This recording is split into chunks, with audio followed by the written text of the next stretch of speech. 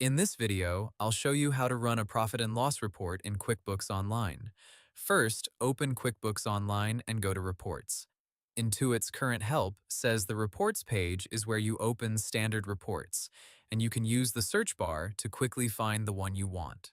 Next, type Profit and Loss into the Report search box and select the report from the list. Intuit also says in some versions, you may see standard reports first, and then you can choose profit and loss from there. Once the report opens, choose the report period you want, like this month, this quarter, or this year. You can also change the accounting method to cash or accrual, depending on how you want the numbers to appear. Intuit says you can then use Customize to adjust filters, rows, columns, header, and formatting if you want a more detailed view. After that, review the results. The profit and loss report shows your income, expenses, and the difference between them, which tells you whether your business made a profit or a loss for that period.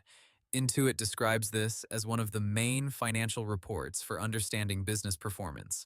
If you want to use the same version again later, save the customized version so you can reopen it quickly from your custom reports. Hope the tutorial was helpful. Subscribe to my channel and see you in the next video.